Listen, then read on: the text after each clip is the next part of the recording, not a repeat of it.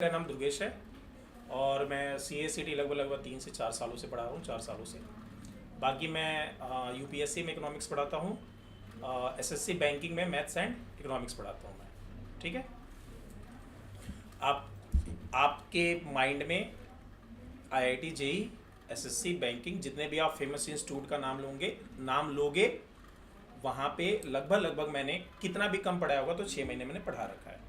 ठीक है, तो आप चाहे दृष्टि का नाम ले लो, आप चाहे SSC बैंकिंग के अंदर करियर अड्डा ले लो, तो UPSC और SSC के अंदर मैंने काफ़ी अच्छे इंस्टीट्यूट में पढ़ा रखा है। एम के साथ मेरे साथ 3 साल हो गया, चौथा सेशन है ये, 4th सेशन है। 4th सेशन से मैं ये एम इंस्टीट्यूट में पढ़ा रहा हूँ। ठीक है, बाकी इंट्रो मेरा यहाँ लिखा हुआ है, आपने देख लिया होगा, पढ़ भी लिया होगा। लड़कियाँ वैसे भी तेज होती हैं। स्टार्ट करें, क्या होता है इकोनॉमिक्स। देखो, जो हमारा फर्स्ट चैप्टर है that is demand and supply and forms of market competition, है ना। बट क्या है कि मैं वो डिमांड एंड सप्लाई, जैसे आप अभी 11th और 12th में आपने पढ़ा होगा, 11th में डिमांड एंड सप्लाई आप लोगों ने पढ़ा होगा। तो 11th में जो आपने डिमांड एंड सप्लाई पढ़ा, हम देखो जो फर्स्ट वाला है उस चैप्टर का नाम ही बेसिक्स है, basics of demand and supply, है ना, and forms of market competition, कुछ इसी टाइप का नाम है उसका। तो अगर आप देखोगे तो उसमें सिर्फ बेसिक्स पोर्शन है। तो डिमांड एंड सप्लाई तो आप इसमें पढ़ोगे बट वो बेसिक्स ही होगा, बहुत ज्यादा डीप नहीं होगा। ठीक है, बट CA/CT के अंदर क्या क्या चीजें और कैसे ट्रिक से वो क्वेश्चन पूछता है, वो सारी चीजें कराई जाएंगी। अब ऐसा नहीं है, बेसिक्स का मतलब ये नहीं है कि भाई बेसिक्स है तो सब कुछ आता है, ऐसा भी नहीं होगा। उसके अंदर क्या है, तो उसके अंदर क्या है कि हम वो भी देखेंगे कि जो हमारे क्वेश्चन है वो किस तरीके से किए जाएंगे। तो डिमांड एंड सप्लाई में भी कुछ ऐसे क्वेश्चन बन जाते हैं जो परेशान कर देते हैं बच्चों को, जबकि हालांकि आप लोगों ने 11th में माइक्रो के अंदर पढ़ा होगा। 11th में थी कि 12th में थी? 11th में। तो 11th में माइक्रो के अंदर आप लोगों ने पढ़ा होगा वो क्वेश्चन। तो उसको जस्ट स्टार्ट करने से पहले मैं आपको ना इंट्रो दे देता हूँ कि इकोनॉमिक्स होता क्या है। तो आज की क्लास में हम इंट्रो पढ़ लेते हैं कि इकोनॉमिक्स होता क्या है, थोड़ा सा जो पीछे का था वो थोड़ा सा रिवाइज करवा देता हूँ। इकोनॉमिक्स है क्या चीज? इकोनॉमिक्स क्या है कि एक सोशल साइंस है। ठीक है, और ये सोशल साइंस किस चीज की है? तो ये ह्यूमन बिहेवियर की है। किस चीज की है? ह्यूमन बिहेवियर की है। अब ह्यूमन बिहेवियर क्या होता है? तो ह्यूमन बिहेवियर का मतलब ये है कि भाई ह्यूमन कैसे अर्न करता है और कैसे स्पेंड करता है। बहुत सिंपल सी चीज है कि जो सोशल साइंस है, इकोनॉमिक्स को बोला गया कि इकोनॉमिक्स क्या है? एक सोशल साइंस है। लेकिन जो ये सोशल साइंस है, तो ये सोशल साइंस में करता क्या है इकोनॉमिक्स? तो ये स्टडी ऑफ ह्यूमन बिहेवियर है। और ह्यूमन बिहेवियर में क्या? तो ह्यूमन बिहेवियर में कि जो एक पर्सन है वो कैसे अर्न कर रहा है और कैसे स्पेंड कर रहा है, तो उसी चीज की स्टडी को क्या बोल दिया जाता है? इकोनॉमिक्स बोल दिया जाता है। राइट। अच्छा, इसके बाद एक चीज और होती है, इकोनॉमी। क्या होती है इकोनॉमी? इकोनॉमिक्स तो पता चल गया, स्टडी ऑफ ह्यूमन बिहेवियर, है ना। Economics is a social science that studies human behaviour, है ना। और ह्यूमन बिहेवियर मतलब क्या होता है कि जैसे जो भी इंसान कमाता है और खर्च करता है उसको ह्यूमन बिहेवियर कहते हैं। अच्छा, इकोनॉमी क्या होती है?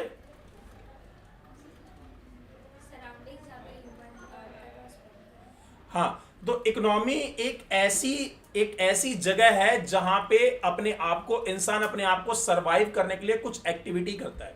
अपने आप को सरवाइव करने के लिए मतलब अर्न करने के लिए, और जो भी अर्न किया उसको स्पेंड करने के लिए। तो अपने आप को वो जितनी भी एक्टिविटी करता है ताकि अपने आप को सरवाइव कर सके, उसको क्या बोला जाता है? इकोनॉमी बोला जाता है। ठीक है, इकोनॉमी के अंदर ना कुछ प्रॉब्लम्स भी है।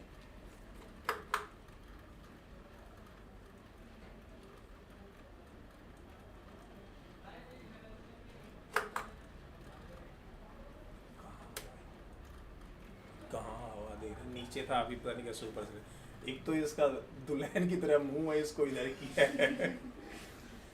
चलो, तो जैसे आगे जो है कि वो हमारी इकोनॉमी के अंदर ना कुछ प्रॉब्लम्स हैं, यानी हम किन प्रॉब्लम्स को डील करते हैं हम अपनी इकोनॉमिक्स के अंदर। तो सबसे पहला है कि इसके अंदर द फंडामेंटल जो प्रॉब्लम है, जो मतलब फंडामेंटल क्या होता है? हाँ, तो जो फंडामेंटल जो प्रॉब्लम है वो क्या है? Transforming societies limited resources into commodities to satisfy unlimited human wants. यानी कि जो लिमिटेड रिसोर्सेज हैं उनको क्या करना? कमोडिटीज में, ठीक है, और उसके बाद क्या करना? तो जैसे सपोज करो मेरे पास एक लिमिटेड रिसोर्सेज पेट्रोल है, पेट्रोल नहीं क्रूड ऑयल है मेरे पास मान लो, है ना। तो ईरान इराक से यही सब आता है, क्रूड ऑयल आता है। अब क्रूड ऑयल रिफाइनरी के लिए जाता है ना, रिफाइनरी एक प्रोसेस के लिए जाता है। उस प्रोसेस में क्या होता है कि वो जितने भी लिमिटेड रिसोर्सेज थे उसको वो कमोडिटीज में कन्वर्ट करते हैं, जैसे पेट्रोल, डीजल, सीएनजी, एलपीजी, ये गाड़ियों में डलने वाला ऑयल। तो इन सभी चीजों को इन चीजों को इन्होंने क्या किया, वो जो लिमिटेड रिसोर्सेज था उसको कन्वर्ट किया उसमें कमोडिटीज में। और कमोडिटीज में कन्वर्ट करने के बाद क्या होता है, जो भी इंसान है, जो भी पर्सन है, उसको क्या करता है, कंज्यूम करता है ना, कंज्यूम करता है। और कंज्यूम करने के बाद उसको क्या मिलता है, सेटिस्फेक्शन मिल जाता है ना। क्योंकि ये भी आपको पता है, अच्छा यहां बोला गया satisfy unlimited human wants. Human wants unlimited क्यों है, क्योंकि हमारी एक से एक पूरी होती है, हमारी दूसरी नीड्स स्टार्ट हो जाती है या फिर तैयार रहती है ना। बहुत सिंपल सी चीज है कि ह्यूमन जो वांट्स है, यानी देखो मानव की जो इच्छाएं हैं वो सीमित नहीं है, असीमित है। मतलब कहने का मतलब है कि जो भी इंसान, जो भी, जैसे मान लो किसी भी चीज को लेके, जैसे मान लो अगर मैं कहूं कि आप पैसा कमा रहे हो, तो आपका ना कभी भी सैचुरेशन पॉइंट नहीं आएगा जीवन में। जीवन में कभी भी सैचुरेशन पॉइंट नहीं आएगा कि आप कमाने के बाद एक सैचुरेशन पॉइंट पर पहुंच गए और यहां पे ये कह रहे हो कि बस अब अपनी लाइफ में मैंने बहुत अर्न कर लिया, अब मैं आराम से बैठ के खाऊंगा। ये आपकी लाइफ में सैचुरेशन पॉइंट कभी आएगा ही नहीं। पता है क्यों? क्योंकि अनलिमिटेड वांट्स होती है हमेशा ह्यूमन की। ह्यूमन का बिहेवियर ही ऐसा है। अगर मैं आपको 4 फ्री के पेन दूं ना, तो पता है आपके मन में क्या होगा, सर 2 और दे दो, होगा कि 2 और दे दो, कुछ नहीं होगा तो गली में बांट दूंगा यार, अपने घर के उधर गलियों में बांट दूंगा, कम से कम थोड़ा बहुत रोला तो जमेगा, फ्री में पेन दे रहा पर्सन। तो यहां पे क्या चीज है कि ह्यूमन जो वांट्स है वो हमेशा कैसी है, अनलिमिटेड है। ठीक है, तो इस प्रॉब्लम को टैकल करना किया जाता है किससे, इकोनॉमिक्स से। तो इकोनॉमिक्स के अंदर ये एक प्रॉब्लम बनती है। ठीक है, इकोनॉमिक्स के अंदर कुछ एंटिटीज है, जैसे फर्म्स, फर्म्स हो गया और हाउस होल्ड हो गया। फर्म्स क्या होता है, फर्म्स एक प्रोडक्शन यूनिट है। फर्म्स क्या होता है, एक प्रोडक्शन यूनिट है। फर्म सिर्फ प्रोडक्शन करने का काम करता है और हाउस होल्ड क्या करता है, सिर्फ कंजप्शन करने का काम करता है। ठीक है, फॉर्म क्या करेगा, प्रोडक्शन करने का काम करेगा और हाउस होल्ड क्या करेगा, उसको कंजप्शन करने का काम करता है। राइट।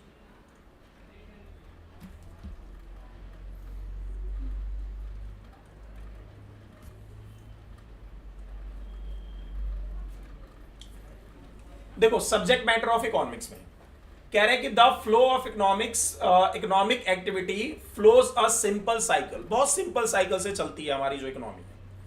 पहले किसी चीज की इच्छा रखना, फिर उसके लिए एफर्ट्स डालना और एफर्ट्स के बाद फिर क्या होना, सेटिस्फाई हो जाना। ठीक है, बहुत सिंपल सी चीज है कि अगर आपको एक बर्गर ही बोलते हैं ना, लड़कियां प्रोनाउंसिएशन बहुत ज्यादा चेक करती है। जैसे बर्गर है ना, बर्गर तो नहीं होता तो बर्गर, ठीक है, ये are I think so silent होता है, पता नहीं लोगों ने कब साइलेंट कर दिया इसको, बट ये आर साइलेंट हो गया। बचपन में तो हम बर्गर ही कहते थे, बर्गर। तो अगर एक बर्गर है तो सबसे पहले आपके मन में एक डिजायर आया कि मुझे एक बर्गर परचेज करना है, और अगर आपके मन में एक डिजायर आया, एक वांट आया, तो डिजायर के बाद अब आप क्या करोगे, इसके लिए एफर्ट्स डालोगे। एफर्ट्स मतलब अब आप इसके लिए पहले पैसे, हाँ, इसके लिए अब आप पैसे कमाओगे। ठीक है, अब वो देखेंगे डिमांड वगैरह में, सब में देखेंगे वो एबिलिटी टू पे वगैरह। अभी जस्ट बेसिक पोर्शन कंप्लीट कर रहे हैं कि आज की क्लास में हम बेसिक कर लें, आपका इंटरेक्शन थोड़ा मुझसे हो जाए, मेरा टीचिंग स्टाइल आप लोग जान जाओ, मैं थोड़ा सा आप लोगों को ऑब्जर्व कर लूं, है ना। तो इसीलिए बस आज थोड़ा सा बेसिक पोर्शन कराया जा रहा है। अच्छा, जैसे बर्गर है, तो बर्गर में क्या है कि सबसे पहले आपने डिजायर एक जनरेट किया कि मेरे को क्या करना है कि एक बर्गर कंज्यूम करना है, और बर्गर कंज्यूम करने के लिए अब आपको क्या करना पड़ेगा, एफर्ट करना पड़ेगा। एफर्ट मतलब अब आपको कहीं ना कहीं अर्न करना पड़ेगा। भाई मान लो, सपोज करो कि अगर आप बर्गर किंग में जाते हो तो आपको फ्री में थोड़ी दे देगा कि आप जाओगे कहोगे भैया एक बर्गर दे दो, आप कहेंगे महाराजा महारानी थोड़ी हो कि जाओगे कहोगे दे दो बर्गर तो दे देगा। उसके लिए आपको क्या देना पड़ेगा, उसको पैसे देने पड़ेंगे, है ना। तो बहुत सिंपल है कि एक आपके डिजायर जनरेट होगा और डिजायर जनरेट करने के बाद आप क्या करोगे, एक एफर्ट्स लगाओगे, पैसे कमाओगे, तब जाके वो आप वो जो भी आपने डिजायर किया उसको लोगे, और लेने के बाद उसको कंज्यूम करोगे। कंज्यूम करने के बाद क्या मिलेगा, सेटिस्फेक्शन मिलेगा। हर एक काम हम सेटिस्फेक्शन के लिए ही करते हैं। हम जितने भी काम करते हैं सेटिस्फेक्शन के लिए करते हैं। ठीक है, आप पढ़ रहे हो तो भी सेटिस्फेक्शन के लिए पढ़ रहे हो, आपने खाना खाया वो भी एक सेटिस्फेक्शन के लिए ही है, आप यहाँ से एक्स पॉइंट से वाई पॉइंट गए वो भी एक सेटिस्फेक्शन के लिए ही है, अदरवाइज काम नहीं होता तो जाते क्यों? ऐसे थोड़ी मतलब सुबह सुबह उठते हो गलियां नापते फिरते हो, होता है ऐसा? कभी नहीं होता ना। तो जब एक एक्स पॉइंट से वाई पॉइंट पे अगर आपको जाना है तो वो आपका क्या करेगा? सेटिस्फेक्शन ही तो करेगा, क्योंकि आपको एक पॉइंट से दूसरे पॉइंट पे जाना था। तो यहां पे क्या चीज है कि जो subject of matter of economics है वो यही है कि भैया सबसे पहले क्या होता है? वांट जनरेट होती है, फिर उसके लिए हम एफर्ट करते हैं और एफर्ट के बाद हम क्या करते हैं? सेटिस्फेक्शन हम लोगों को मिल जाता है। यही बताया गया, पहले वांट जनरेट होगी, देन एफर्ट होगा, एफर्ट के बाद सेटिस्फेक्शन होगा, और जब सेटिस्फेक्शन मिल जाएगा फिर दोबारा एक वांट जनरेट होगी। इसलिए ये फ्लो चार्ट है ना। अब ऐसा तो नहीं कि आज बर्गर खा के बस सेटिस्फेक्शन मिलेगा, आप जीवन में कभी खाओगे ही नहीं, है ना। फिर क्या करोगे? नेक्स्ट डे फिर कहोगे यार मस्त बनाया था, फिर चलते हैं आज खाने के लिए, है ना। अब कुछ तो बर्गर किंग के दीवाने होते हैं, कुछ KFC के होते हैं, है ना, जिनको मतलब थोड़ा लेग पीस वेग पीस ज़्यादा पसंद होता है ना। और कुछ डोमिनोज पहुंच जाते हैं बच्चे। तो अगर क्या चीज़ है इसमें ना, ये फ्लो जो चार्ट है, ये फ्लो चार्ट ना ऐसे सर्कुलेट होता ही रहता है कि पहले वांट होगी, फिर एफर्ट करोगे, फिर आप कंज्यूम करके सेटिस्फेक्शन मिलेगा, फिर दोबारा वांट आएगी यानी डिजायर आएगा किसी चीज़ का, फिर दोबारा उसके लिए एफर्ट करोगे, फिर सेटिस्फेक्शन मिलेगा, फिर दोबारा से एक नई वांट स्टार्ट हो जाएगी। ठीक है, तो इसी तरीके से ये चलता रहता है। अब इसके ना देखो, अगर इसके देखोगे तो 4 मेन पिलर्स हैं। ठीक है, सबसे पहला है कंजप्शन। क्या होता है कंजप्शन? कंज्यूम कर लेना, goods satisfied, goods we consume for satisfaction. हाँ, यानी कि जो गुड्स और सर्विसेज का देखो, कंजप्शन का मतलब क्या है कि अपनी सेटिस्फेक्शन के लिए जब आप गुड्स एंड सर्विसेज को कंज्यूम करते हो, जब गुड्स एंड सर्विसेज को कंज्यूम करते हो for on satisfaction is called consumption. ठीक है, अच्छा, कंजप्शन सिंपल भाषा में कहा जाए तो कंजप्शन का मतलब है किसी चीज को कंज्यूम करना। सिंपल सी चीज है, चाहे वो गुड्स हो या फिर सर्विसेज हो। अच्छा, प्रोडक्शन क्या होता है? बनाना, क्रिएट करना किसी भी चीज को, चाहे आप गुड्स बनाओ। कल को अगर आप एक जैसे सपोज करो, अगर आप एक मैन्युफैक्चरर हो तो 2 चीजें बना सकते हो, या तो आप गुड्स बनाओगे या तो आप सर्विसेज बनाओगे। तो प्रोडक्शन होता है चीजों को क्रिएट करना। गुड्स एंड सर्विसेज बोला गया, creating goods and services by using resources. Resources का यूज करके अगर आप गुड्स एंड सर्विसेज बनाते हो तो उसको प्रोडक्शन कहा जाता है। एक्सचेंज क्या होता है? देखो, एक्सचेंज का मतलब होता है trading the product in the market. बहुत सिंपल सी चीज है कि अगर आप जैसे मान के चलो, अगर मैं आपसे ये कहूं कि मेरे को क्या करना है कि एक वोल्टास का एसी लेना है, मेरे को वोल्टास का एसी लेना है, ठीक है, क्या आपने? हाँ, वो दोनों ही है, ट्रेडर ही है वो। ठीक है, देखो, वोल्टास का अगर आपको एसी लेना है तो एक तो तरीका ये है कि आप सीधा सीधा टाटा के पास पहुंच जाओ, जहां टाटा की कंपनी है। जाओगे? कहां जाते हो आप अपने अगल बगल के शॉप पर जाते हो, तो जो शॉप पे जा रहे हो तो उसने सामान वोल्टास का एसी उसने खुद बनाया है क्या? तो अगर उसने खुद नहीं बनाया तो वो क्या है कि एक मेडिएटर है, एक इंटरमीडियरी है। वो क्या कर रहा है, मैन्युफैक्चरर से लेकर आया और उसने वो सामान पे कुछ प्रॉफिट पकड़ा और वो सामान आपको बेच दिया। इसका मतलब है वो ट्रेडिंग कर रहा है। तो अगर चीजों का, गुड्स एंड सर्विसेज का जो ट्रेड होता है ना, अब गुड्स एंड सर्विसेज के ट्रेड के बदले अगर वो आपको एसी देगा तो उसके बदले आप क्या दोगे? पैसा पे करोगे, बहुत ऑब्वियस है। तो ये ट्रेड है। तो जो ट्रेडिंग होता है ना, वो एक्सचेंज मतलब क्या होता है? Trading the product in the market.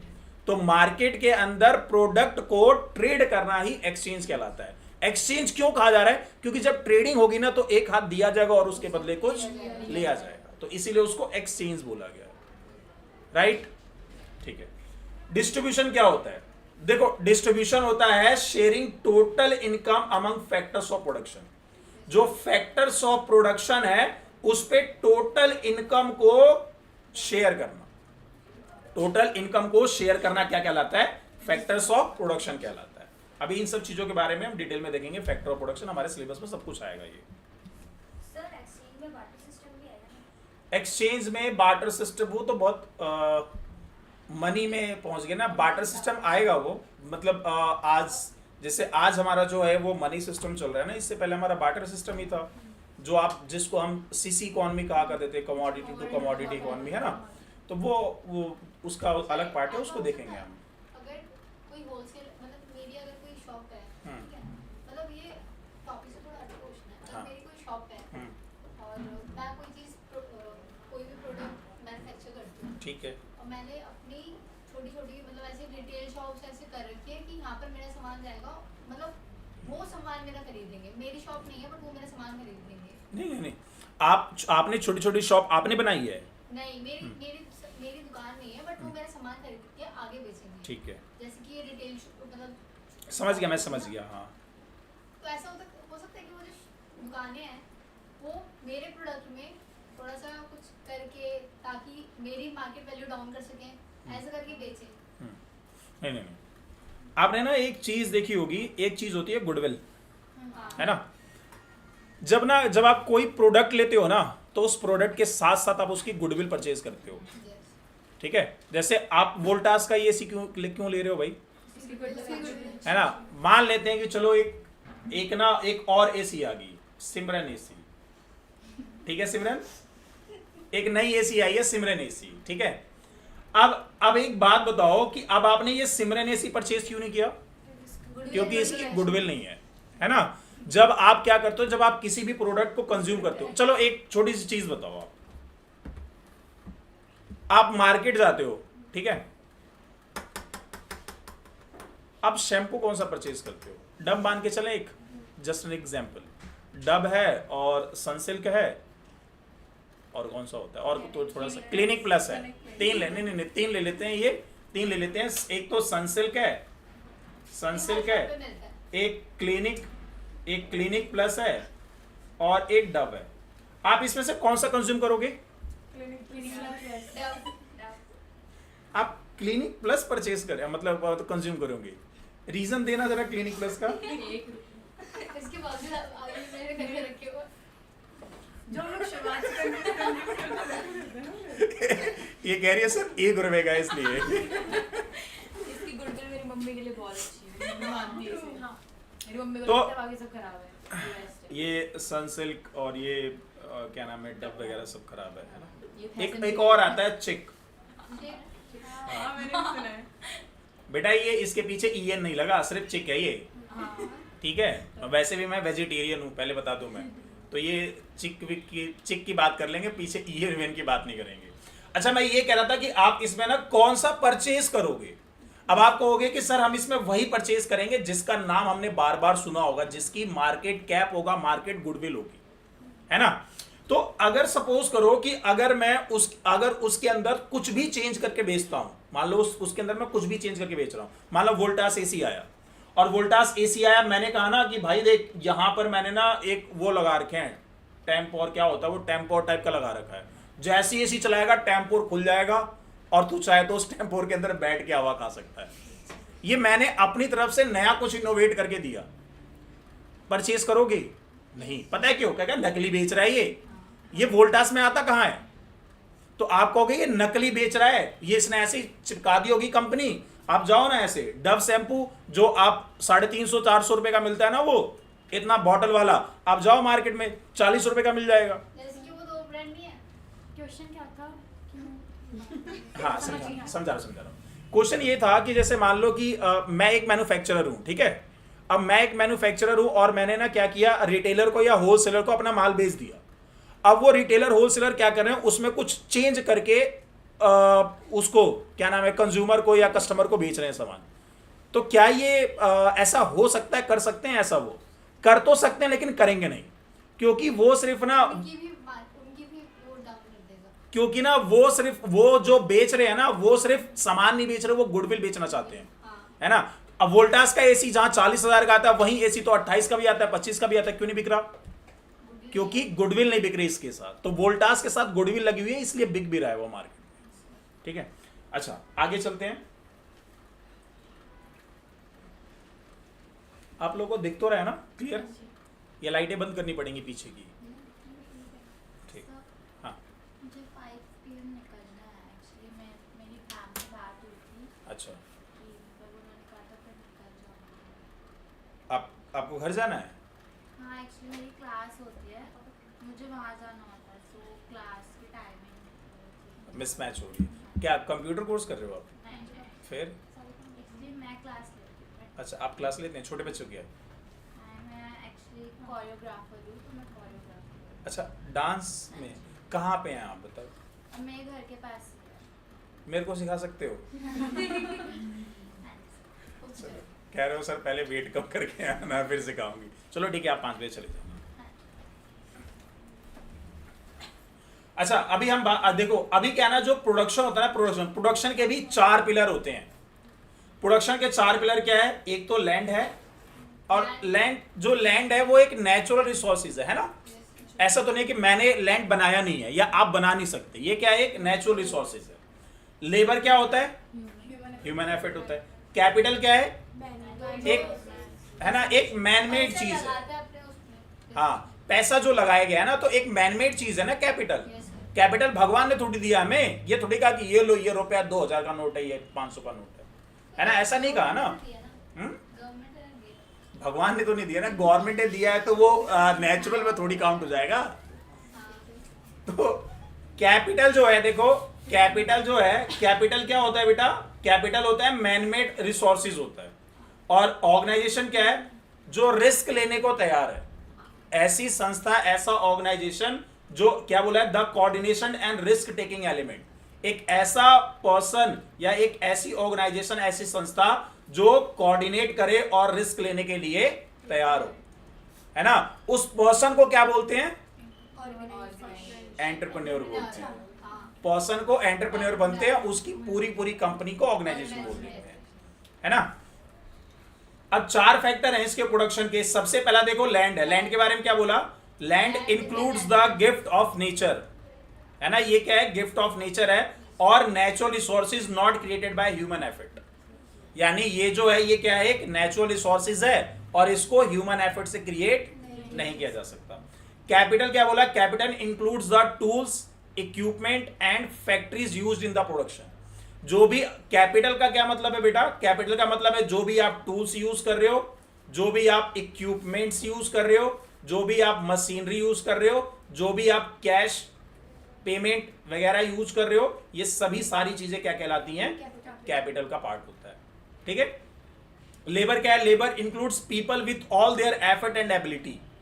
तो लेबर क्या है? एक ह्यूमन, लेबर क्या है? एक ह्यूमन एफर्ट है, ठीक है। तो जो लेबर ह्यूमन एफर्ट जो अपना एफर्ट्स देता है, वही क्या कहलाता है? लेबर कहलाता है। अब जैसे मान लो आप किसी कंपनी में जाके क्या करते हो? अपने एफर्ट्स ही तो देते हो, अपनी एबिलिटी एंड एफर्ट्स पे देते हो। सपोज करो अगर कल को आप सीएस सेलेक्ट हो जाते हो, अगर आप सीएस बन जाते हो, तो आप किसी कंपनी में जाके क्या करोगे? आप तो आप अपनी एबिलिटी उनको दोगे, है ना। अपना एबिलिटी, अपनी एक्सपीरियंस, अपने एफर्ट्स, आप वो सारी चीजें उनको दोगे। तो आप क्या कहलाओगे? लेबर कहलाओगे, एंटरप्रेन्योर थोड़ी कहलाओगे।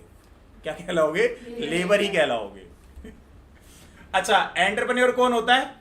तो आप कहोगे सर जो मार्केट के अंदर रिस्क लेने के लिए रेडी होता है। जैसे आप काम करने गए तो आपको पता है मंथ के एंड में आपको सैलरी मिलेगी। अब जो कंपनी का ऑनर है, उसको चाहे प्रॉफिट हो चाहे लॉस हो, उसको सैलरी देनी पड़ेगी, है ना, उसको तो देना पड़ेगा ना, पे करना पड़ेगा उसको। तो अगर लॉस हुआ तो वो उसका लॉस हो रहा है, यानी जो पिछली सेविंग थी वो भी चली गई। लेकिन आपको तो आपके पैसे मिल जाएंगे ना। तो जिसको पैसे मिल जाएंगे वो लेबर है, और जो रिस्क लेने के लिए तैयार है वो कौन है? एंटरप्रेन्योर है, ठीक है।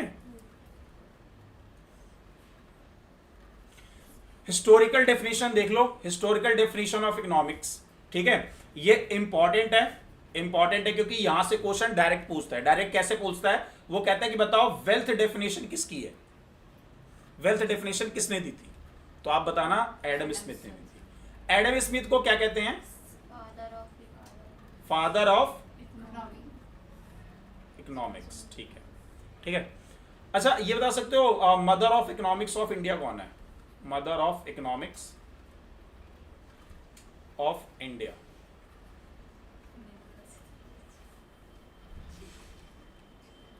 अच्छा चलो, हमारे भारत में किसी एक इकोनॉमिस्ट का नाम बता दो।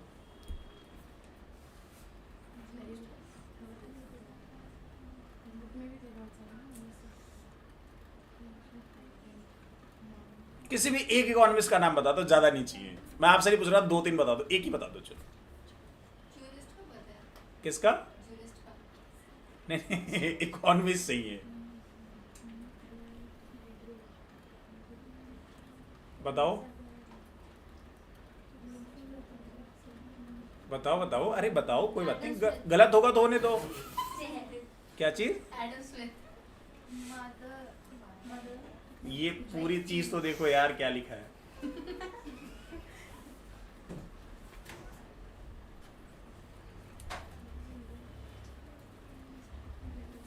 चलो मैं 1-2 नाम बता देता हूँ, ठीक है। अरुण जेटली का नाम सुना है आप लोगों ने? No sir. एफएम थे भाई। अभी कौन है? निर्मला सीतारमन एफएम। इससे पहले कौन थे? अरुण जेटली। बहुत बड़े इकोनॉमिस्ट थे वो अरुण जेटली। अच्छा, आप लोगों ने नाम सुना है क्या नाम है उनका? नाम ही तुम लोगों को पढ़ाते पढ़ाते मैं ही भूल रहा आपने हूँ। नहीं सुना? नहीं, अरे मैं उनकी पूरी केस स्टडी बता दूंगा, उनका पूरा थ्योरी बता दूंगा। अभी हमारे ये मनमोहन सिंह, कौन? हाँ। तो कौन थे वो? इकोनॉमिस्ट थे, है ना, इकोनॉमिस्ट थे। और मैं बता दूं आपको, सेंट स्टीफन से पढ़े हुए थे। और उसके बाद फिर वो LSE गए थे, लंदन स्कूल ऑफ इकोनॉमिक्स। और यहाँ सेंट स्टीफन में हनी सिंह भी इकोनॉमिक्स ऑनर्स में एडमिशन लिया था, तो बाद में उसको भगा दिया गया, क्योंकि अगर आप 2-3 साल लगातार फेल हो जाते हो तो आपको भगा दिया जाता है। फिर कहा जाता है कि जाओ घर से कर लेना, अपनी डिग्री दे रहे। तो ठीक है, आपको बता दूं शाहरुख खान भी इकोनॉमिस्ट है। अगर आपको ना पता हो तो बता दूं, शाहरुख खान भी इकोनॉमिस्ट है। अच्छा, उसकी जो वाइफ है, शाहिद कपूर की वाइफ, शाहरुख खान नहीं, शाहिद कपूर की जो वाइफ है वो भी इकोनॉमिस्ट है। वो लेडी श्री राम से थी, ठीक है। और Shahrukh Khan I think saint Stephen plus DSE दोनों से था वो। Delhi school of economics and saint Stephen I think so दोनों से था वो। चलो ठीक है। अच्छा देखो, मदर ऑफ इकोनॉमिक्स जो कहा जाता है, mother of economics of India, पता नहीं आप लोगों ने नाम सुना है कि नहीं सुना, क्योंकि बहुत चर्चा में रही है ये। अमृता सेन, सुना है आप लोगों ने? इसके चर्चे बता देता हूं क्या है। इसके चर्चे ये है कि ये कहती है भारत एकदम कचरा देश है, कहती है भारत एकदम गरीब देश है, भारत एकदम कचरा देश है, इसका कुछ नहीं हो सकता। सही बात है कि यहाँ पे 90% जो पॉपुलेशन है ना वो टैक्स पे ही नहीं करती। 10% से सिर्फ इकोनॉमी पूरी की पूरी टिकी हुई है, यानी 10% लोग टैक्स पे करते हैं। उस पे करने का पैसा हमको सब्सिडी मिल रही है, लाइटें मिल रही है, इंफ्रास्ट्रक्चर ठीक हो रहा है, इंफ्रास्ट्रक्चर ठीक है, कॉलेज बन रहे हैं, स्कूल्स बन रहे हैं, हमारा हेल्थ जो है, हेल्थ सिस्टम अच्छा हो रहा है, एजुकेशन सिस्टम अच्छा हो रहा है। वो सारा जो पैसा आ रहा है, जो इतना आर्मी पे जा रहा है, इतना डिफेंस पे जा रहा है, इतना रेलवे बजट पे जा रहा है, ये सारा पैसा पता है कहां से हमें मिलता है? टैक्सेशन से। और टैक्सेशन पे करने वाले कितने लोग हैं? अब जिस कम से कम किसी देश की, अगर किसी देश की इकोनॉमी, किसी भी कंट्री की इकोनॉमी अगर आपको ग्रो करनी है ना, और बहुत स्पीड अप, मतलब बहुत फास्ट तरीके से अगर आपको करनी है ग्रो, तो कम से कम 60% टैक्स पेयर होने चाहिए। 40% को हम चलो कह देते हैं कि नेगलेक्ट कर देते हैं। अब कम से कम, और इससे भी कम जाओगे तो कम से कम 40% तो होने चाहिए टैक्स पेयर्स। अगर आपकी इकोनॉमी में 40% टैक्स पेयर्स है तो आप समझ लो आपकी इकोनॉमी एकदम बूस्ट हो जाएगी, यानी बूम हो जाएगी एकदम, ठीक है। अच्छा, इन्होंने ना वेल्थ डेफिनेशन, तो ये ध्यान रखना, वेल्थ डेफिनेशन दी थी। इन्होंने कहा था कि जो साइंस ऑफ वेल्थ है, इकोनॉमिक्स क्या है भाई? साइंस ऑफ वेल्थ है। किस चीज पे फोकस करता है? मटेरियल वेल्थ, ठीक है, एंड इकोनॉमिक मैन। ये एडम स्मिथ के वेल्थ डेफिनेशन के अकॉर्डिंग उन्होंने कहा था कि साइंस ऑफ वेल्थ है, ये फोकस करता है मटेरियल वेल्थ पे एंड इकोनॉमिक मैन, ठीक है। एल्फ्रेड मार्शल की ना वेलफेयर डेफिनेशन देखोगे तो उन्होंने कहा था ये मैनकाइंड की स्टडी करता है, ह्यूमन की स्टडी करता है, लोगों की स्टडी करता है ये। तो study of Mankind in the ordinary business of life, focus on human wellbeing. देखो वेलफेयर तो आपको पता है ना क्या होता है? वेलफेयर का मतलब होता है लोगों का कल्याण करना। जैसे मान लो भला करना। हाँ, जैसे मान लो लोगो, जैसे मान लो गवर्नमेंट है तो वो वेलफेयर के बारे में सोच रही है, क्यों? क्योंकि आपको सब्सिडी प्रोवाइड कर रही है ना, आपको अच्छे रोड दे रही है, अच्छे स्कीम्स ला रही है। हाँ अच्छी अच्छी चीज़ें आपको दे रही है, वो जन धन योजना, सुकन्या योजना, और ये स्कॉलरशिप, लड़कियों के लिए वो कौन सी होती है, लाडली योजना, है ना। तो ये जो सारी चीज़ें हैं वो एक वेलफेयर डेफिनेशन पे ही है वो। तो जो यानी कि जब आप लोगों के भले के बारे में सोचते हो और उसकी स्टडी करते हो तो उसको कहा जाता है वेलफेयर डेफिनेशन, ठीक है, बाय एल्फ्रेड मार्शल। अब अगर आप देखोगे लियोनेल रॉबिन्स ने स्कैरसिटी की डेफिनेशन दी थी। उन्होंने ये कहा था focus on relationship between ends यानी unlimited wants and scarce mean and alternative uses, यानी कि इनके यानी ये किसके रिलेशन के बीच में स्टडी करने के लिए कहते हैं ये लियोनेल रॉबिन्स। वो कहते हैं कि एक तो अनलिमिटेड वांट्स हैं और चीजें हमारे पास कैसी हैं, स्कैर्स हैं। स्कैर्स मीन्स है, स्कैर्स मीन्स मतलब स्कैर्स चीजें हमारे पास, मीन्स मतलब क्या होता है, चीजें, मीन्स मतलब क्या होती है हमारे पास, वो चीजें जो हैं वो हमारे पास कम है, और कम होने के बाद क्या है उनके, अल्टरनेटिव यूजेस। एक तो चीजें कम, ऊपर से अल्टरनेटिव यूज, तो एक तो ये हो गया, और दूसरा कम होने के बाद अल्टरनेटिव यूज होने के बाद अनलिमिटेड वांट्स। तो इन दोनों के बीच के रिलेशन को जो आप स्टडी करते हो वो किसके थ्रू करते हो, लियोनेल रॉबिन्स के थ्रू, ठीक है। तो उन्होंने ये इसकी डेफिनेशन दी थी, स्कैरसिटी डेफिनेशन। देखो ग्रोथ डेफिनेशन दिया था सैमुअल्सन ने, पीए सैमुअल्सन ने ग्रोथ डेफिनेशन दिया था। उन्होंने कहा था कि focuses on the how society choose to employ scarce resources over time and current future consumption, यानी कि जो सोसाइटी है इनके डेफिनेशन के अकॉर्डिंग ये था कि सोसाइटी किस तरीके से स्कैर्स चीजों को यूज करती है, जो हमारे पास कम है चीजें, हमारी सोसाइटी उसको किस तरीके से यूज कर रही है और उसका यूज प्रेजेंट में और फ्यूचर में किस तरीके से करेगी। एग्जाम्पल के तौर पे जल, अभी जल का क्या है भाई, सीन क्या है, हमारे पास जल स्कैर्स है, कम है।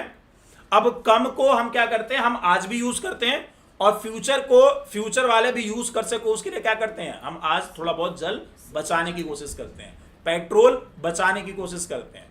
गवर्नमेंट इतने बड़े एड्स लगाती है कि जब आप लाल बत्ती पे रहो तो गाड़ी बंद कर दो, क्यों, पेट्रोल बचेगा। और लोगों के दिमाग पे छाप छोड़ने के लिए एक छोटा बच्चा स्कूल से आता हुआ बैठा होता है ना, देखा होगा, स्कूल से आता हुआ बच्चा बैठा होता है, वो कहता है कि पापा मेरे फ्यूचर में तो मैं कभी गाड़ी चला ही नहीं पाऊंगा, ऐसा लग रहा है उसके पापा सारा पेट्रोल ही खत्म कर देंगे।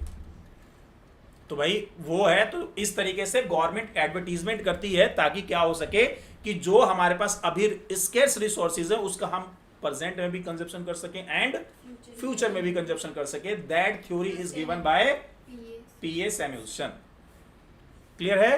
तो ये आपसे इस तरीके से वो ना, अच्छा ये आपसे कैसे पूछेगा क्वेश्चन, या आप जैसे टेस्ट वगैरह में मैं आपसे किस तरीके से क्वेश्चन पूछूंगा, मैं सीधा पूछ लूंगा हम सर जो सब्जेक्टिव होता है उसमें बिल्कुल एमसीक्यू नहीं होते क्या, हाँ जो सब्जेक्टिव एग्जाम्स है उसमें एमसीक्यू नहीं होता, ऑब्जेक्टिव होता है ना, नहीं सब्जेक्टिव वाले में थोड़ी होते हैं। तो यहाँ स्कैरसिटी डेफिनेशन सॉरी ग्रोथ, मतलब मैं कह रहा था कि आपसे ये किस तरीके से एग्जाम में कैसे पूछा जाएगा। आप जाना चाहते बेटा, 5 बज गया तो आप चले जाइए, अदरवाइज आप अगर आधा घंटा रुकेंगे तो ठीक, नहीं तो फिर आप जा सकते हैं। तो यहां पे देखोगे तो ये क्वेश्चन किस तरीके से आपसे पूछा जाएगा, तो मैं आपसे पूछूंगा या फिर एग्जामिनर आपसे पूछेगा कि वेल्थ डेफिनेशन किसने दी थी, एल्फ्रेड मार्शल, हैं एडम स्मिथ, वेल्थ डेफिनेशन, अच्छा वेलफेयर, जूम करूं क्या? हाँ नहीं नहीं रहा चलो जाओ बेटा, कोई बात नहीं।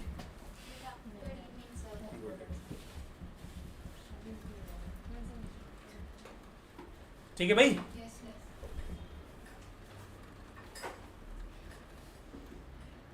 देखो ये बताने की जरूरत नहीं, ये बहुत अच्छे से पढ़ के आए हो आप लोग। माइक्रो एंड मैक्रो, कर दो, कुछ भी नहीं दिख रहा है यहाँ पे, क्या कर दूं? एक लाइट ऑफ कर दो, बहुत ब्राइटनेस है यहां से हो नहीं सकता, उधर से ही करना पड़ेगा।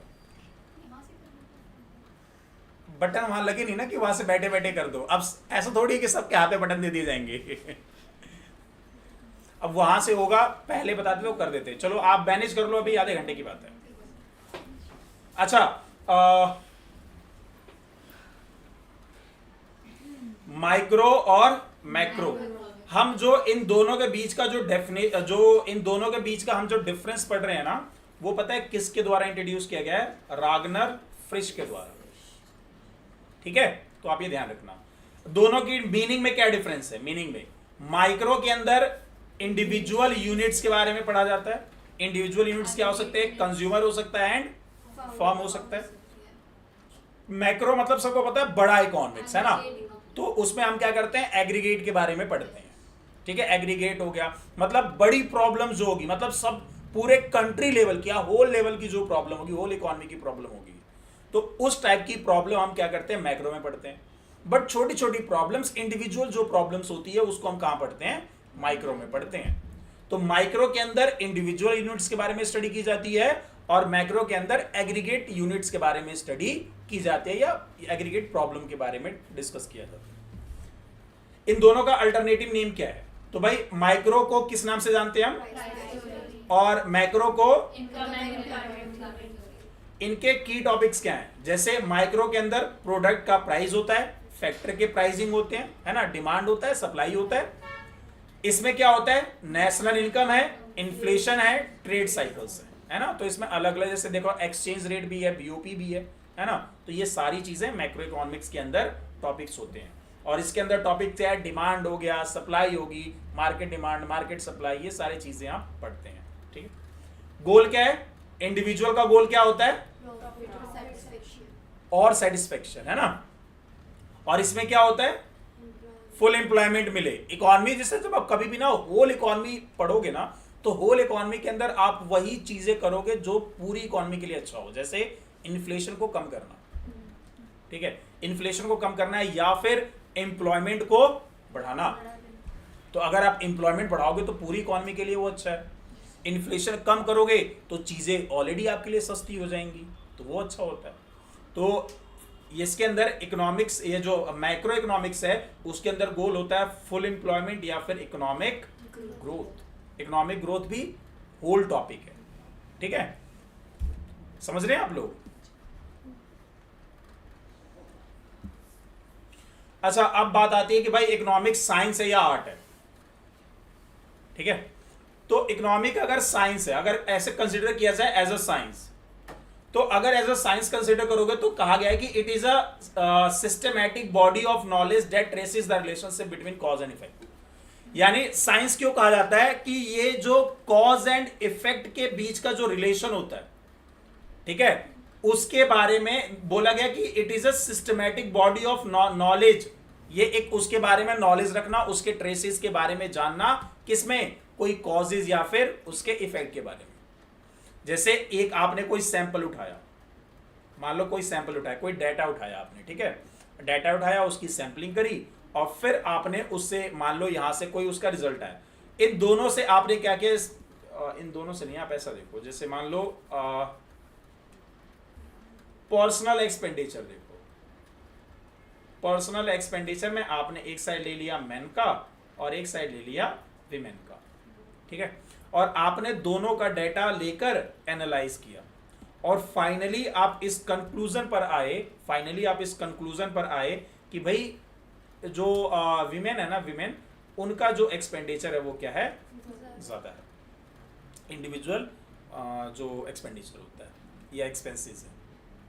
ठीक है, तो यहां पर जो आप कंक्लूजन पर आए हो ना, इसलिए इसको साइंस बोला गया है कि आप क्या करते हो? दो ग्रुप या दो से ज्यादा ग्रुप्स के बारे में स्टडी करते हो और उनके कॉज एंड इफेक्ट के बारे में, जब आप उनके बीच के रिलेशन के बारे में जब आप स्टडी करते हो, तो उसको क्या कहा जाता है? कि वो एक साइंस के तरीके से चल रहे हैं।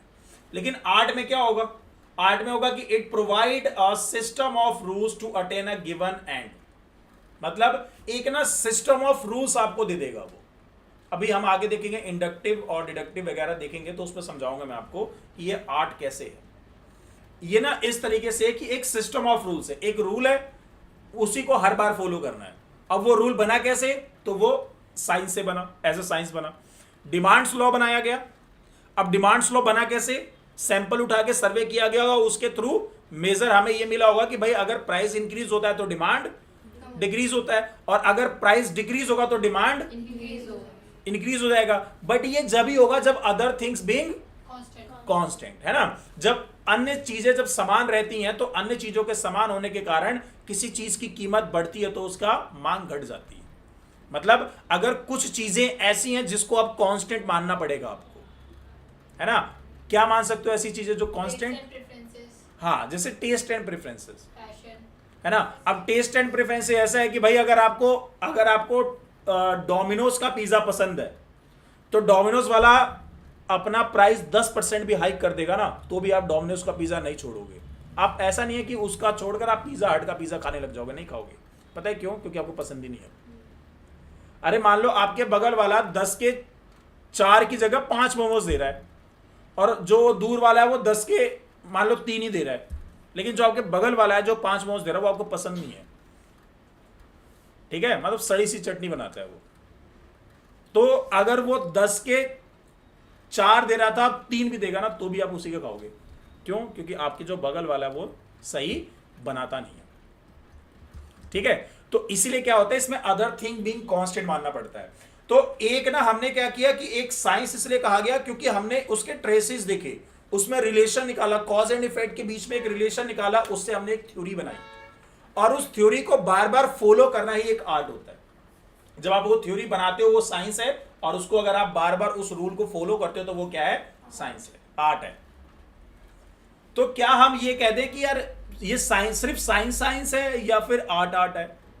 तो नहीं, तो फाइनल वर्डिक्ट कहोगे कि ये दोनों है, साइंस भी है एंड आर्ट भी है। तो ये साइंस एंड आर्ट इकोनॉमिक्स दोनों होता है।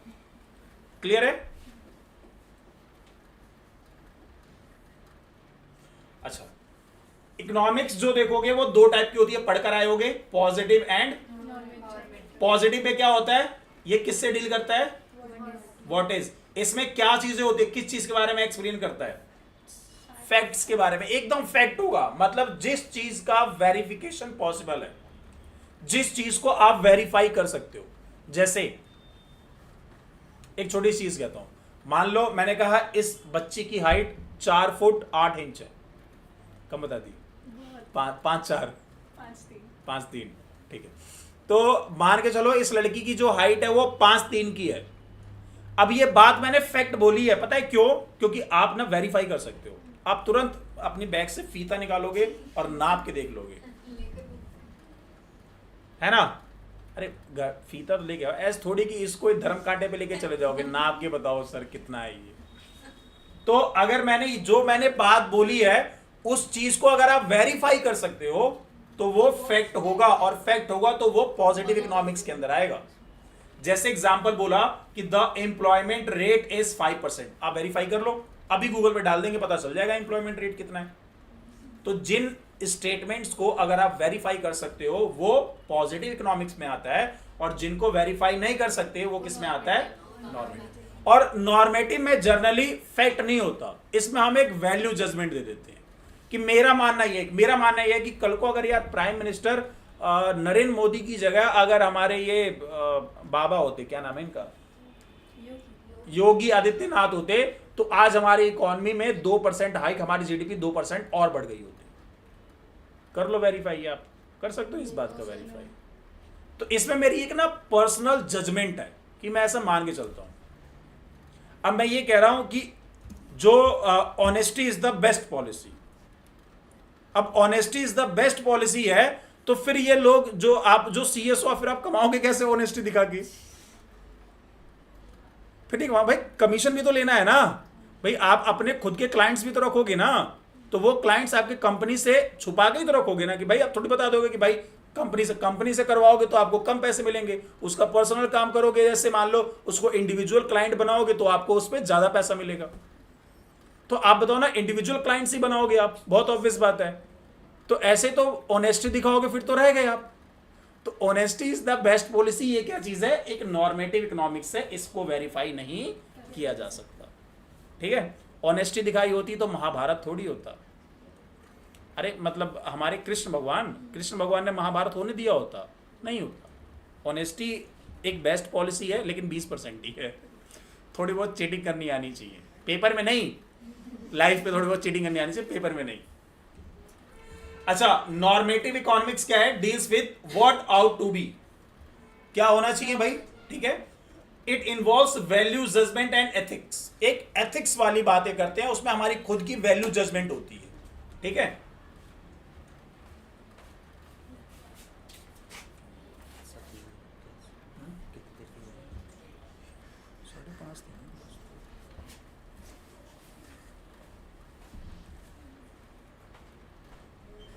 ठीक है, अब इसमें वैल्यू जजमेंट कैसे देख सकते हो कि government should provide free health care.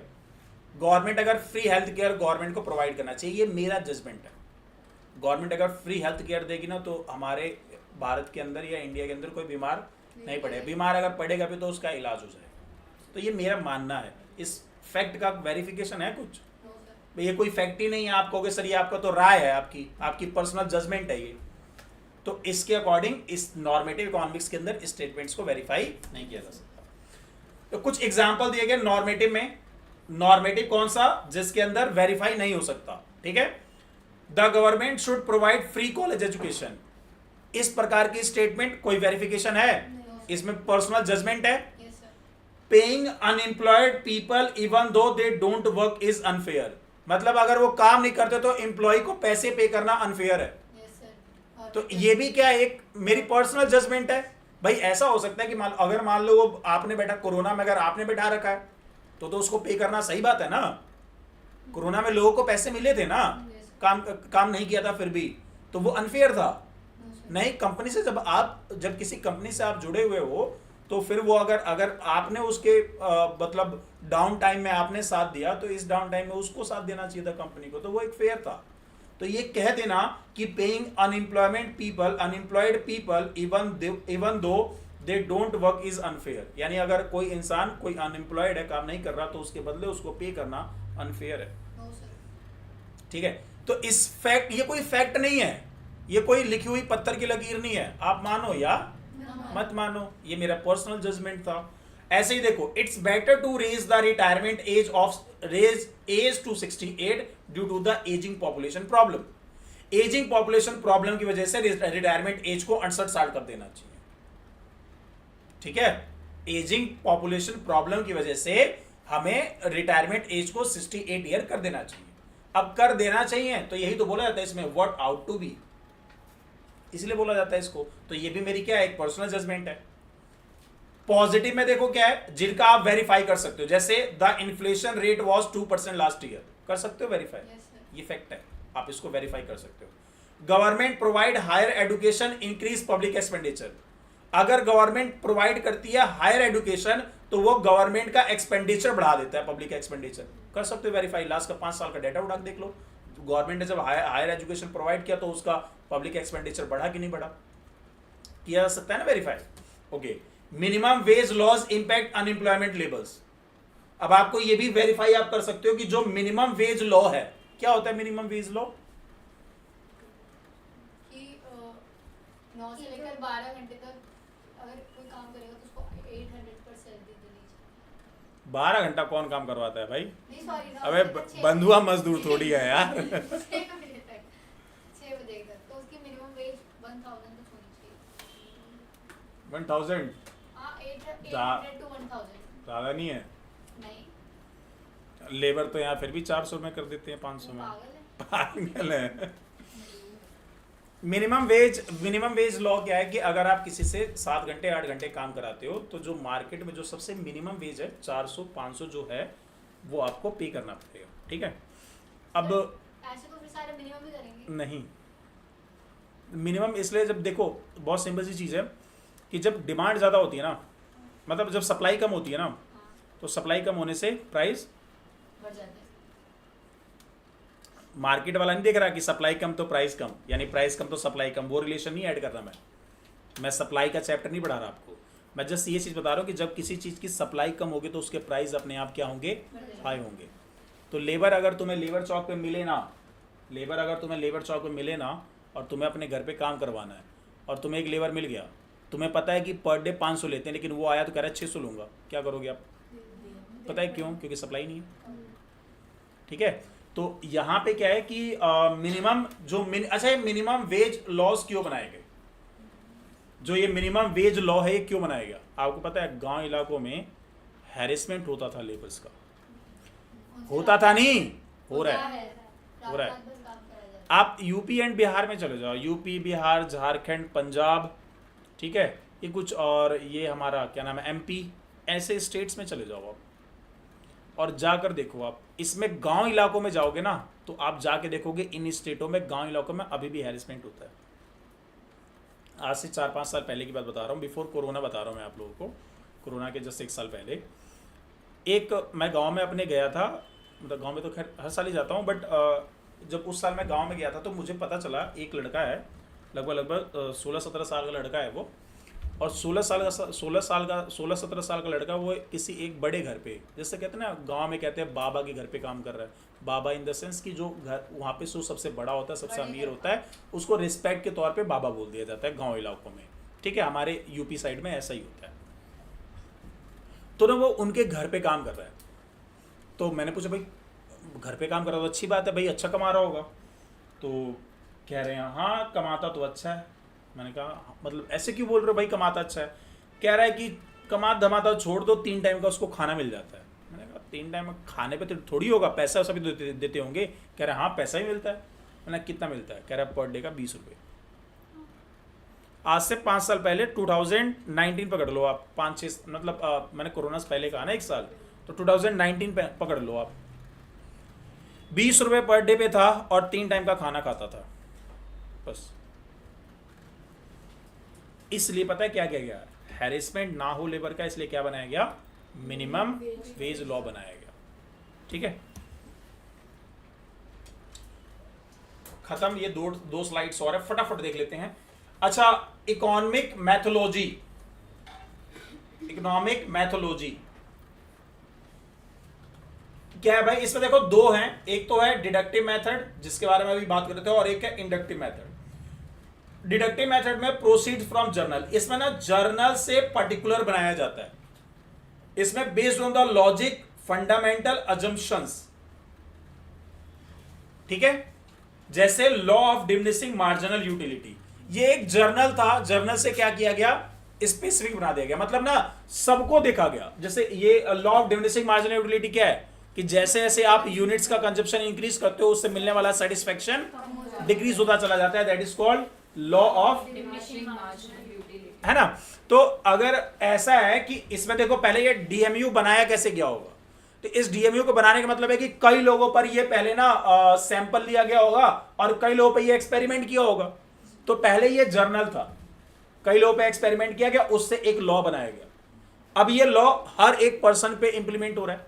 तो पहले ये जर्नल था, अब जर्नल से क्या हो गया? स्पेसिफिक हो गया या पर्टिकुलर हो गया, ठीक है। तो इस टाइप के लॉ जो जर्नल से पर्टिकुलर हो जाते हैं वो डिडक्टिव मेथड होता है, ठीक है। और जो पर्टिकुलर से जर्नल हो जाए, पर्टिकुलर से जर्नल हो जाए मतलब एक पर्टिकुलर थ्योरी है या पर्टिकुलर फॉर्मूला है और वो सब पे लग जाए, ठीक है। जैसे मान लो मुझे एवरेज निकालना है, एवरेज मतलब मीन निकालना है, तो मीन क्या होता है? सम ऑफ ऑब्जर्वेशन अपॉन में नंबर ऑफ ऑब्जर्वेशंस होता है। तो भाई एवरेज निकालने का यही तरीका होता है, sum of observation divided by number of observation. तो ये क्या है? एक पर्टिकुलर एक फॉर्मूला था और ये सब पे अप्लाई हो जाता है, तो ये जर्नल भी बन जाता है। तो जब जर्नल बन जाता है वो इंडक्टिव मेथड हो जाता है, जैसे पॉपुलेशन थ्योरी। देखो जरा, इंडक्टिव एंड डिडक्टिव रीजनिंग क्या है? इंडक्टिव के अंदर एक स्पेसिफिक, इस वाले की बात कर रहे हैं हम, स्पेसिफिक ऑब्जर्वेशन होगा, उस पे पैटर्न रिकॉग्नाइज किया जाएगा और फिर हम क्या करते हैं? एक जनरल कंक्लूजन पे पहुंचते हैं। सबसे पहले क्या करते हैं? एक स्पेसिफिक ऑब्जर्वेशन लेते हैं। भाई हमने देखा कि यहाँ 4 लोग आते हैं, 4 लोग में 3 लोगों की पॉकेट कट जाती है। बच के रहना, उत्तर नगर में जितने आते हो, कोई बस से ट्रैवल करता है, इसमें मोस्टली कई बच्चों की पॉकेटें कट जाती है क्योंकि चोर चकार रहते हैं भाई यहाँ आप देखो 3-4 तो चोर हमेशा आपको मिलेंगे। तो अगर आप उत्तम नगर पे जा रहे हो ये इधर, तो अपना सामान वामान अपने पास ठीक से रखना। ऐसा नहीं है फोन में हाथ ले लिया ऐसे घुमाते हुए चल रहे हो, ऐसे घुमाते हुए चल रहे हो, पता नहीं हाथ से कब फोन गायब हो जाएगा पता भी नहीं चलेगा आपको। तो इंडक्टिव के अंदर ध्यान रखना है कि कोई स्पेसिफिक ऑब्जर्वेशन होता है, फिर हम ध्यान देते हैं, पैटर्न ऑब्जर्व करते हैं। उन चोरों का पैटर्न ऑब्जर्व किया कि शाम की 4 बजे से लेकर 6 बजे तक के बीच में ही होता है, जब भीड़ का टाइम होता है। तो स्पेसिफिक ऑब्जर्वेशन होगा, पैटर्न ऑब्जर्व करोगे, फिर उससे एक जनरल कंक्लूजन पे पहुंचोगे आप। लेकिन डिडक्टिव के अंदर क्या है? ऑलरेडी एक एग्जिस्टिंग थ्योरी होगी, ऑलरेडी एक एग्जिस्टिंग थ्योरी है, जैसे डीएमयू, ठीक है, उससे फॉर्मुलेट हाइपोथेसिस, किसी भी हाइपोथेसिस पे आप क्या करोगे, उस स्पेसिफिक थ्योरी को, एग्जिस्टिंग थ्योरी को फॉर्मुलेट कर दोगे, ठीक है। उसके बाद डेटा कलेक्ट करोगे, एनालिसिस करोगे, और उसके बाद बताना है कि जो आपका जो हाइपोथेसिस था वो रिजेक्ट हुआ कि नहीं रिजेक्ट हुआ। तो यहां से क्या चीज है, डिडक्टिव के अंदर क्या होगा बेटा, एक ऑलरेडी, मतलब सिंपल लैंग्वेज में कहा जाए, एक एग्जिस्टिंग ऑलरेडी एक थ्योरी होती है, ऑलरेडी एक फॉर्मूला होता है, उस फॉर्मूले के ऊपर चीजों को पुट कर देना, या उस थ्योरी, उस बार बार उसी थ्योरी पर अप्लाई करना। जब कोई भी चीज, जब बार बार आप उसी थ्योरी के ऊपर अप्लाई करते हो तो वो डिडक्टिव मेथड कहलाता है। तो यही बोला गया कि एग्जिस्टिंग थ्योरी इसके अंदर ऑलरेडी होगा, या तो फिर उसका कोई फॉर्मूला, एग्जिस्टिंग थ्योरी से कोई फॉर्मूला बनाया जाएगा, फॉर्मूला बनाया जाएगा तो उसके अकॉर्डिंग डाटा कलेक्ट करेंगे, फिर डाटा का एनालाइज करेंगे, फिर हम देखेंगे कि भाई जो हमने ये हाइपोथेसिस बनाई थी वो सही है या नहीं है। आपने बनाया कि यार 4 से 6 के बीच में चोरी हो जाती है, जो बंदे बैग लेके घूमते हैं।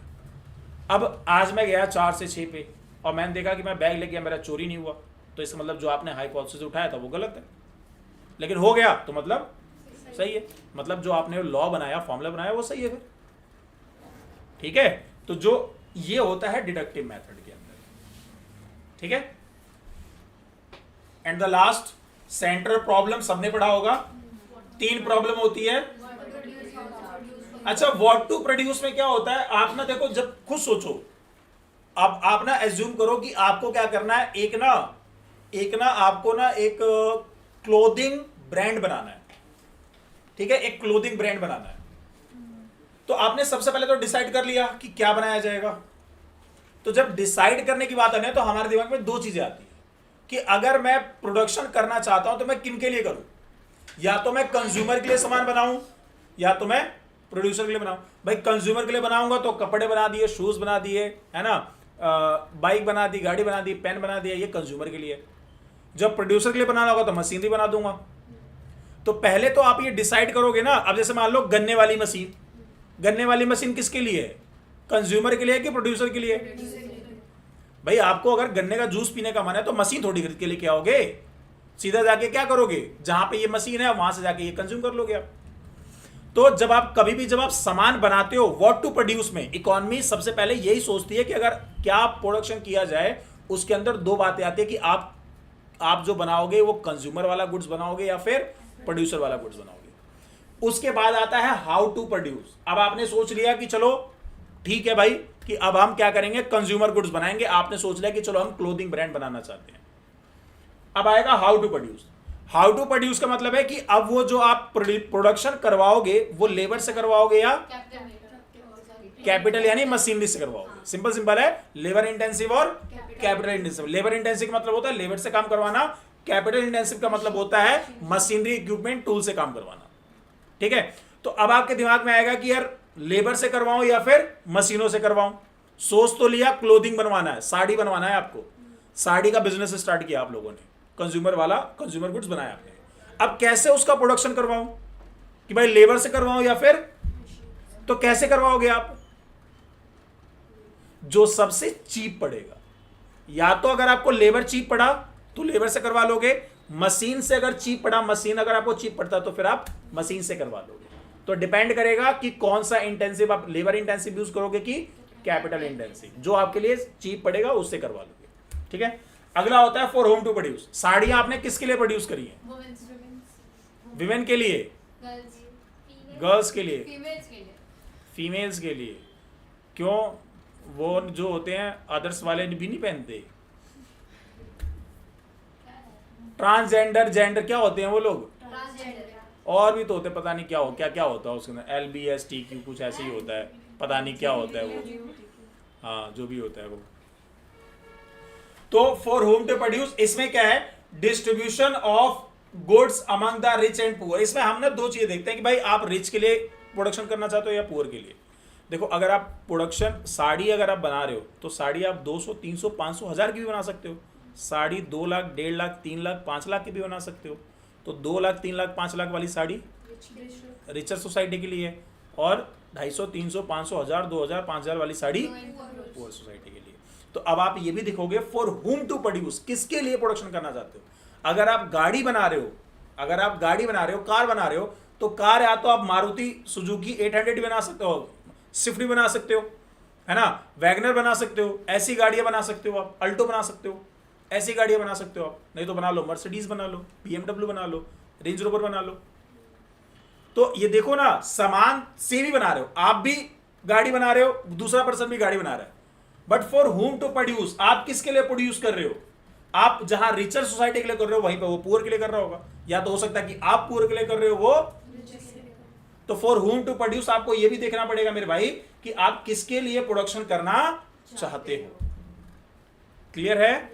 तो ये तो आज की हमारी क्लास का इंट्रोडक्शन था, ठीक है। अब आपको कोई डाउट, कोई परेशानी, कोई चिंता, घबराहट, कोई हाथ में दर्द, पाँव में दर्द, जी में चलना, कुछ अगर हो रहा है तो बता सकते हो आप।